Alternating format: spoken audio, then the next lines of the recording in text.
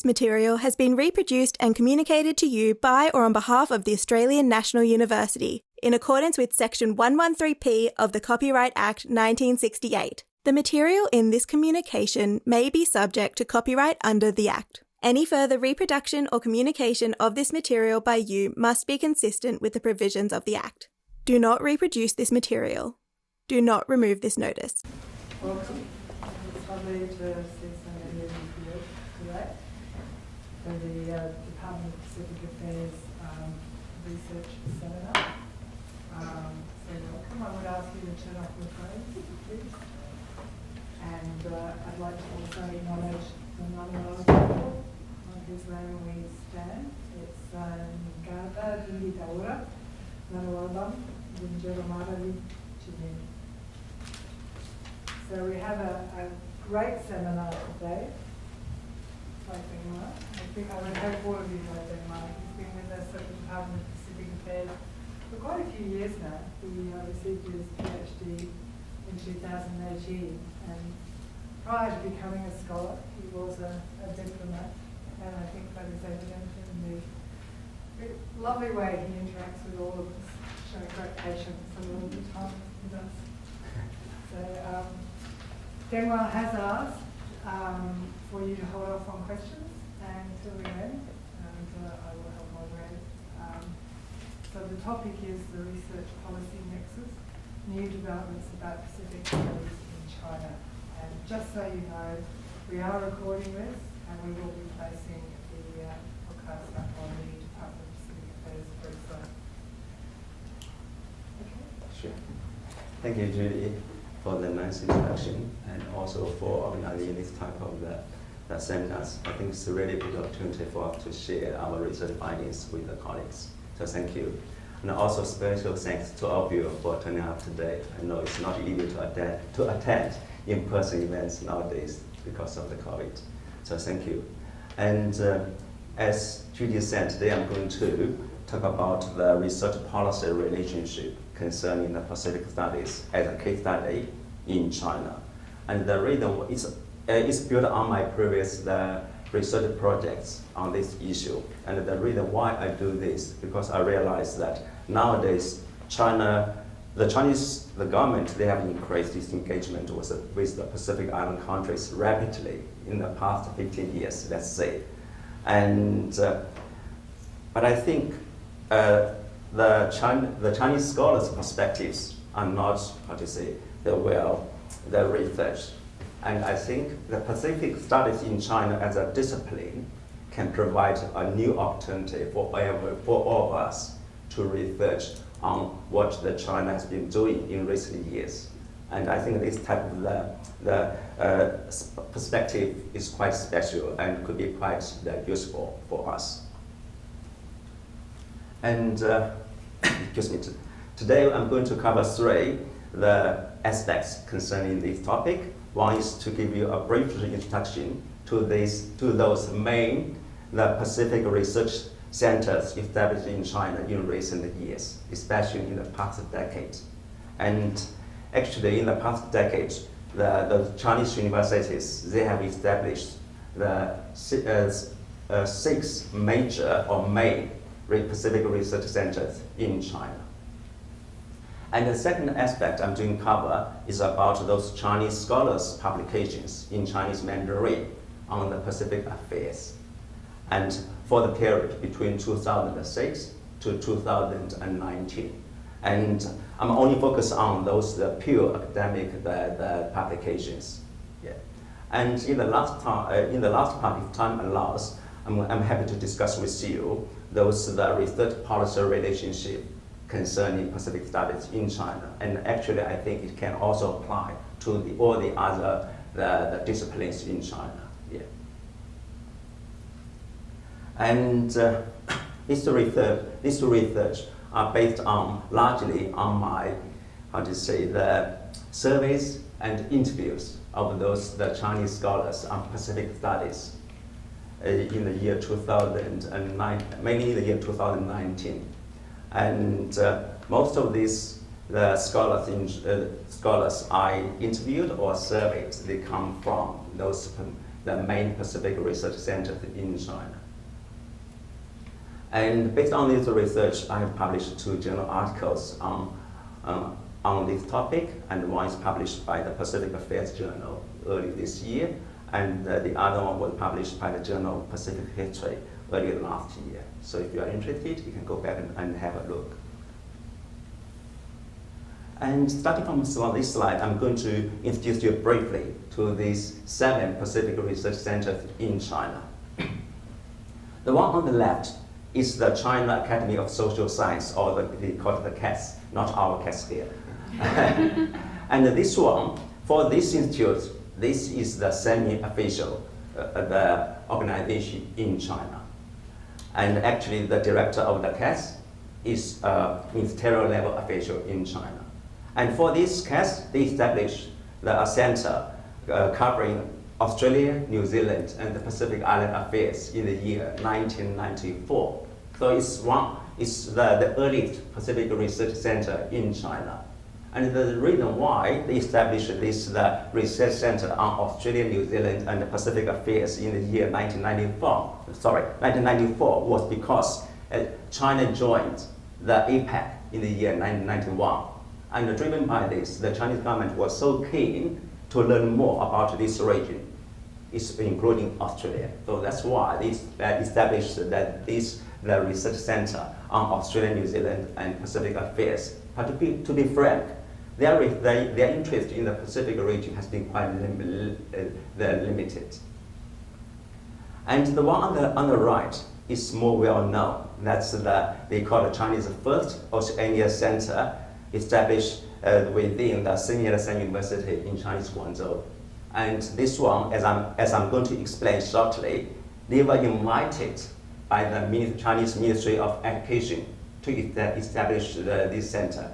It's different from some of the other Pacific research institutes, which were established by on their own and report to the Ministry of Education only for the recording purpose. So two types of the establishment modes I'm going to explain shortly. So this one is said is the one on the Oceania, which was established in the year 2012. And on the left is the third one, the Pacific Research Center in China, which was homed within one of the best university in China, the Peking University. This is one of the best university on social science and humanity in China. And but because this Pacific Research Center at Peking University was located at the Department of the English Language, so their interest on the Pacific affairs was mainly on the literature and also the arts, not mainly on the international relations or regional affairs. Yeah, so excuse me, this is the third one. And the one on the right is the fourth, the Pacific Research Center in China, which was established by this university. They call it Beijing Foreign Studies University. And this university, they teaches the largest number of foreign languages in China. And actually for the Pacific Research Center within this university, they have two parts of the research team. One team is from those academics at this university, especially from the Department of International Relations. And the other part of this team at the Pacific Research Center is from, they call it the Committee of the Pacific Economic Cooperation. So for the Pacific Research Institute in this university, they have two tasks. One is to do research on the Pacific studies. The other is to promote economic cooperation with countries in Oceania, including Australia, New Zealand, and Pacific Islands. So they have two tasks.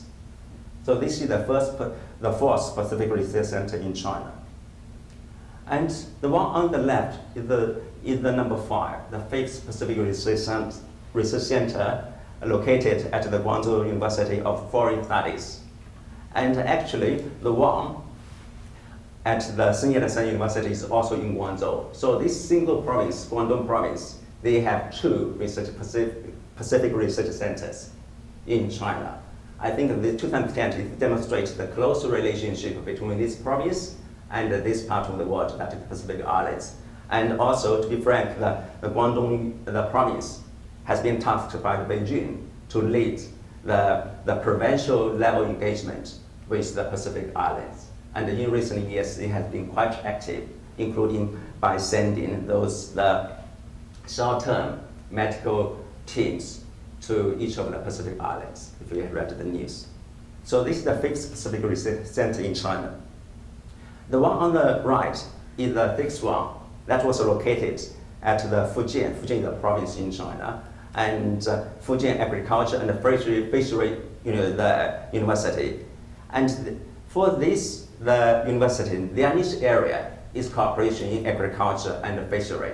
And this is also related to the Pacific Islands, especially in Fiji and Papua New Guinea, because they have here, I call it the fungus grass cooperation project.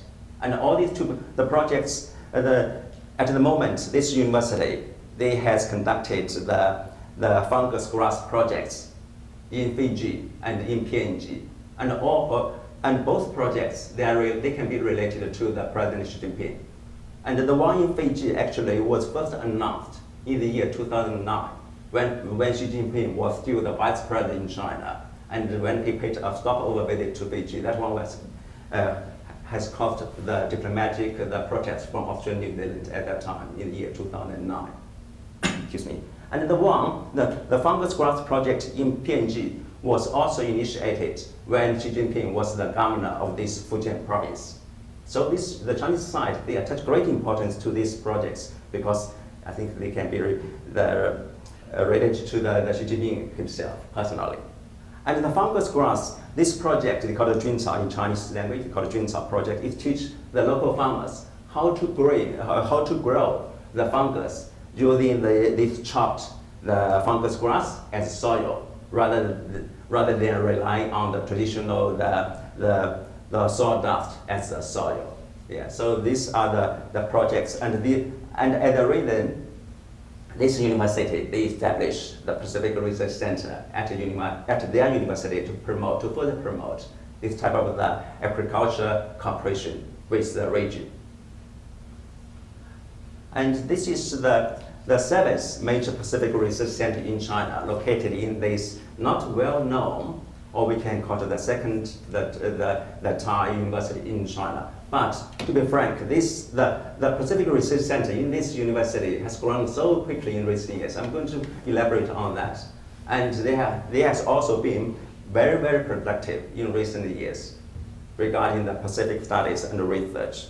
And I'm going to explain why. Yeah. So as I said, in recent years, especially in the past the 10 years, the Chinese side, the Chinese universities, they have established 7 major Pacific research centers. So what are the motives for Chinese universities or the Chinese government to establish these the Pacific research centers recently? I think roughly we can have two reasons to explain this. First, at the regional level, actually, that is related to the intensified diplomatic competition between mainland China and Taiwan, especially in the period between 2000 and 2008, when the Democratic Progressive Party in Taiwan was the ruling at that time, and mainland China views this party as pro-independence of Taiwan. So the relationship was very, a lot of tensions at that time. And also, as you may remember, in the year 2003 and also 2005, Kiribati and Nauru, they cut relations with mainland China and moved to Taiwan.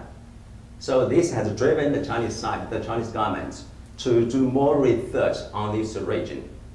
So to me, I think this is one reason at the regional level. Excuse me. And at the global level, that is the Arab Spring movement in the Middle East in the late 2010, I think has shocked the Chinese leadership and make them realize that their knowledge of the other parts of the world is so limited. And this has driven the Chinese government to establish 200 research centers on different regions, and also on some the individual countries. And that initiative was announced by the Chinese Ministry of Education in the year of 2011. They said they are going to establish 200 the area study or the country study, the centers in China. And in that context, these 7 Pacific Research Centers, actually the 6, because the first one was established in the 1990s. Yeah, 6 major research centers were established in China. Yeah, so to me, these are the 2 main reasons. And there are 2 models or modes for the establishment of this Pacific Research Center in China. The first model was that the Chinese Ministry of Education, they will send invitation. They will handpick some universities in China and send invitations to them to officially establish these type of the research centers. And luckily, the Sun Yat-sen University and also the Peking University in China, they received this official invitation. So for these 2 universities, they were so proud. They said they are different from the rest of them. Yeah. So, and also, this official invitation comes with rewards in terms of the financial support. For example, they said in the first year, those research centers in China will receive, they said, $500,000 Chinese currency, Chinese RMB. That is equivalent to 72% US dollars from the Chinese Ministry of Education. And at the same time, they will also receive some supporting funds from the host university. That's equivalent, they said, 200,000 the Chinese RMB in the first year from the host university. And the funding support will decrease from the second year. Yeah. But mainly in the first year, they will receive this type of the financial support from the government and also from the host university. So this is the Model 1. And Model 2 covers most of the Pacific Research Centers that were established by those the scholars or by the university on their own, and then report to the Ministry of Education just for recording purpose. And not surprising that they will not receive this type of the financial support from the central government and also from the host university. Maybe some kind of the very minimal support from financial support from the host university for most of the Pacific Research Center, but it's different for the one at the Liaocheng University, which I'm going to elaborate on. That one is really a special case in China. And what are some of the impacts of the Pacific Research Centers on the Pacific scholars? I can give you just one example. That is, establishing this type of the Pacific Research Center in China gives those scholars at the center a sense of security. And during my interview and the service, some scholars said even their host university are not very interested in Pacific studies because there are always far more important research topics such as US studies or the African studies or Asian studies at their university. But even those the chancellor or vice chancellor or the university is not that interested in the Pacific studies, they cannot easily get rid of them because they have the Pacific Research Center. It's kind of give them kind of the status and also the sense of the security. So this is just one impact. We can talk more. And let me elaborate on the special case of the Pacific Research Center at the Liaocheng University in China. As I mentioned, this university in China is not that well known. It's not one of the leading universities in China. And because of this university, including the leadership of the university, has been looking so hard for the niche areas to establish their reputation compared with the other universities. And they know that they cannot compare with those leading universities such as Peking University on the US studies or on the African studies or on the Asian studies. And then they realized that Pacific studies could be a niche area for them at that time. That actually this Pacific Research Center was established in the year 2012. At that time, they realized that not many universities, they were doing the research on the Pacific studies. So this could be a nice niche area for them. And so that's why, this is the main reason why they established this Pacific Research Center. And what are some of the features related to the Pacific Research Center? First is that the university, they have taken a whole of university approach to promote, to support and promote the Pacific studies in China. And the leadership of the university, including the party secretary of the university, that's the number one, not the chancellor, the party secretary. Yeah, and also then the chancellor of the university and the vice chancellor of the university, all of them, they are members of they call it the academic, like the group or committee of this Pacific Research Center. Those demonstrate the importance the university leadership attaches to this center. And also this comes with, I think, a lot of the financial support from the university. They have allocated a lot of money for this university. And also in terms of the staff supporting, they have asked a lot of the scholars at the university level to say whether they are interested in doing the Pacific studies and move to this center. So you can see that this university, they have taken the whole of the university approach to support the establishment and the operation of the center. And another feature relating to the Liaochun University and the center is that networking is key. And actually during the establishment of this Pacific Research Center in China, they have received key support from some key officials in Chinese ministries, especially from the parties, the international liaison departments within the party. That's equivalent to the Ministry of Foreign Affairs in the government. So one vice minister from the international liaison department provided greater support to the establishment of this center. Yeah, and also they received support from a vice minister from the Ministry of Education.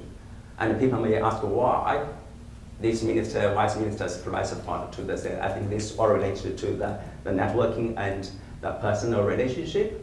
And many of them, actually, the senior officials, they come from this province. Or their secretaries come from this province or from this university. This is all related to this type of the networking. So that's why I say that networking is key. And what are the benefits this Pacific Research Center at this Liaochun University they have received? And as I said, they have received a lot of support from the university, and also they have received large amounts of support from the province, this Shandong province. Why the province is so interested in the Pacific Research Center? I think it's quite similar to the university. The university established this Pacific Research Center because they were looking for the niche areas.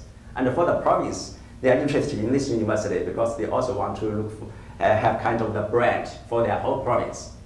And they are so proud that in their province, they have such a special Pacific Research Center. So that's why the province, they also provide a lot of financial support, including what I mentioned here, 4.5 million Chinese RMB per year for 3 years, and also another 500,000 Chinese RMB.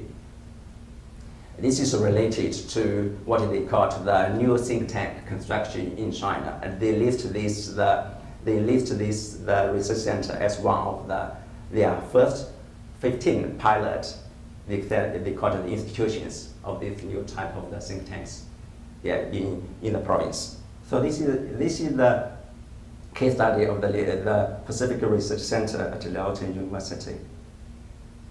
And this research center has been so active. I've just listed some of their activities. First, for example, they have co-established the Confucius Institute at the National University in Samoa. And the photo on the right is about the opening ceremony in the year 2017. And also, they have been sending the academic staff to teach courses at those high schools and colleges in Samoa. And some of the courses they are teaching include mathematics or the IT.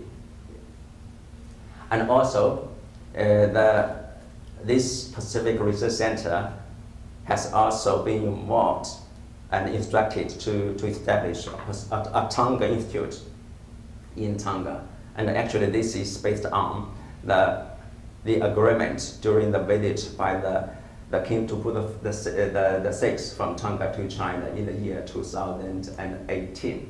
Yeah, this is one of the results of that high-level visits in the year 2019. And based on their plan, they said they're going to establish the Tonga Institute, which will be located at the Institute of Higher Education in Tonga, and they are going to focus on three major the courses, or the areas. One is agriculture, the second is tourism, the third is IT. And also, they were planning to have a 2+2, the education model. That is, the students will be trained in Tonga for 2 years and then sent to this Liaoning University for another 2 years. But this is just their plan. Yeah, they have not, the Tonga Institute has not been established to the best of my knowledge. And here are the examples of those flagship applications of these Pacific Research Centers in China. For example, the one on the left is the annual, the Blue Book, published by the Sun Yat-sen University. Yeah, and Peter knows this. And also in the middle is they call it the introductory book to PNG and actually also to Australia, published by the China Academy of Social Science. Yeah, actually published by scholars from that, Australia, New Zealand, and the Pacific Research Center there. And the one on the right is what I mentioned, the Pacific Research Center at Liaoning University. They are so productive. They have produced the introductory books to all the 13 Pacific Island countries except PNG. And starting from these slides, I'm going to give you a brief introduction to the academic publications in China for the period of 2006 to 2019. I also listed the period from the 1996 to 2005 only for comparison purposes. And you can see that the number of the Chinese journal articles on Pacific study on Pacific the islands has grown rapidly in recent years. For example, in the first 10 decades, that is between 1996 to 2005, in these 10 years, they only have 2 journal articles on the Pacific. But now, in the year 2019, they published 35 articles, academic journal articles on the Pacific. So this demonstrates the fast-growing interest in the Chinese academic community on the Pacific studies. And this graph here is about the number of the Chinese journal articles by theme on different topics. Yeah, I put them under 4 groups. One is on the bilateral relationship, China-Pacific bilateral relationship. The second is on the Pacific Islands, their domestic affairs or internal issues. The third group relates to the other powers, the other powers in the Pacific, such as the US, Australia, New Zealand, or Japan. And the last one is on the China other powers relations in the Pacific. And actually, the first, the third, and the fourth group are all related, let's say, to the international relations or regional affairs. And if we group these 3 groups together, we can see that the Chinese journal articles are mainly focused on the international relations or regional relations affairs issues. Yeah, to me, this is a good example of how the policy needs in China affect academic research. This graph here is about the funding sources for this academic research in China. And in this period, between 2006 to 2019, there has been a total of 129 journal articles published in this on Pacific affairs in this period. And of these 129, the 76 articles, they received the research funding support. And they received a total of 73 grants. These numbers do not match because sometimes one article received more than one research grant, and sometimes one research grant can support several articles. So that's why the two numbers do not match. And of this, and as we can see here on the graph on the right, we can see that where are the sources of this the funding, the research funding. We can see the central government, the provincial government, they provided the lion's share of this type of the research funding for academic research in China. And universities and companies, they provide, the quite limited the research funding support. So this is about the source of the funding. And this graph here is about the publishers of these journals. Who control those academic journals in China that have published the Pacific-related articles? This can demonstrate which organizations they are interested in the Pacific studies. And here, again, I grouped them into four groups. One is those journals published by the national or the provincial government agencies. And the second type of journal, they are published by the academic organizations, but they are supervised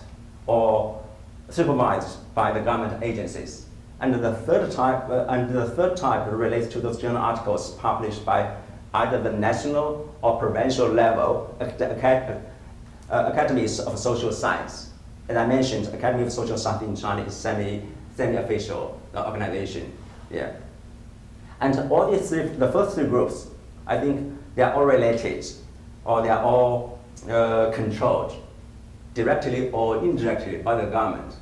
It also demonstrates the big impact the government has on academic research in China through the journal publications.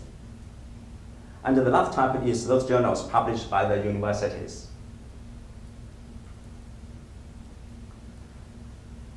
And we're almost there. And this one is about another latest development in China, that is the teaching of the Pacific Island languages at the Beijing Foreign Studies University. As I said, this university teaches a large number of the foreign languages. And in recent years, in order to support the Belt and Road Initiative, this university, they pledged that they are going to teach all the foreign languages, including the Pacific, of those the BRI partner countries, whether from the Pacific or whether from Asia or Africa or the Latin America. And what is the current status? The current status is that they have already started the teaching of the Samoan language at the Beijing Foreign Studies University. And this teaching program started last year. So this is the second year of that teaching.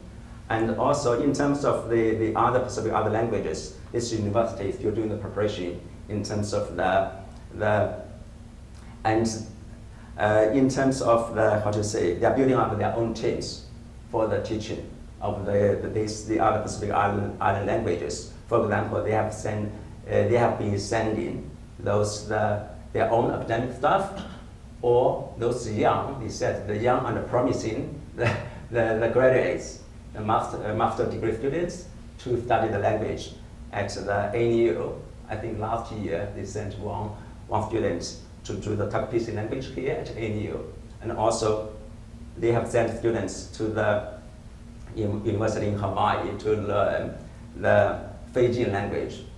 And also they have been sending, and that should be 2 or 3, the staff and the young graduates to learn the language at the University of Auckland. Yeah, you can see that they are doing the preparation. And here I do have a very short audio to share with you. The audio was from this lecture on the Samoan teaching for the Beijing Foreign Studies University. And I asked him to share his own reflection on the teaching of Samoan. So for example, why the students they choose the language, choose this course, and what are the challenges? Yeah, so ready? very short audio recording. And this lecture is originally from Samoa. Hello everybody, my name is Sitope Somalaki. I'm from Samoa and I'm a lecturer in Samoan language and South Pacific Development Studies at BFSU, or Beijing Foreign Studies University in China. And today we're going to talk briefly about the Samoan language program, its inception, the students, myself, and a few of the challenges that we face. In March of this year, the Samoan language course began. 13 students. A survey was given to the students asking as to why they chose Samoan language. The answers were quite mixed. Some had actually seen the movie Moana. Other movies like Dwayne Johnson's Hobbs and Shaw. They recognized it as a Samoan, so they chose Samoan. Others were trying to link Samoan language to their majors, such as sociology and anthropology. They are looking at doing fieldwork in the future, and also translation, linguistics, for a number of other students. And the main reason as to how they came about, or how they were exposed to the Samoan language, was really through the university itself. With the South Pacific Research Centre, they are encouraging students to have a look at learning a L3 language. And the BRI, the Belt and Road Initiative, which is China's preeminent major foreign policy drive, especially in the South Pacific. So all of these factors included really pushed some of the students to have a look at an L3 language, which is good. And the challenge that students face at the moment with learning, number one is the pronunciation, number two is the grammar, because the grammar, there are features of Samoan grammar which you can't find in English. And number three is the cultural background to the language itself. And so I try and overcome the third point, the cultural background to the language, by giving the students videos, exposing them to music, Polynesian music, history, culture, and so forth. And so it works quite well. The challenges for myself, number one is actually working online. And obviously I'd like to be face-to-face with the students, but teaching online does pose its challenges. And so I hope this gives you a brief idea as to what I'm doing and the challenges that we're facing at the moment. Thank you. So this is about the self-reflection of the lecture on the Samoan language teaching and learning at this Beijing Foreign Studies University. And to add that the students do not choose Samoan as their first foreign language, right? But they choose the Samoan as their third elective, because they are quite. I think this could be from the perspective of the university and also the students. I think they are quite aware that focusing on the Samoan language could not be, is not wise for them in terms of the career in the future. And so that's why they offered the Samoan teaching and learning as the third foreign language. Yeah. And the first foreign language is always either English or French or some other major the languages. Yeah. And conscious of time, excuse me, maybe I will stop here. And actually, this is the last slide. This is just like a summary. And what I have explained in the first 40 minutes just demonstrates that the academic research of the Pacific studies has been largely affected by the policy needs in China, and either in terms of the publications or in terms of the funding support.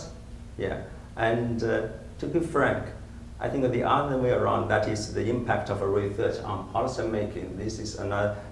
This is the other half of the story. Yeah, whether academic research has had impact, or what type of impact do they have on the policy circles? I think this is a question for not only for the Pacific studies in China as a new discipline or a new area study, but also can apply to the other the area studies or discipline in China, and even I think we can apply this to the Pacific studies here in Australia or New Zealand. Yeah, that is what is the impact of research on policy making. And in the China case, I think to generalize, that is the impact of research on policy making is quite indirect, and it's weak compared with the impact of the policy needs on academic research. Yeah, we can discuss more in Q&A. And maybe I will stop here. Yeah, and leave some time for Q&A. Yeah, and also I welcome your comments and your comments on the research. Yeah, thank you. Thank you very much, Dingwa.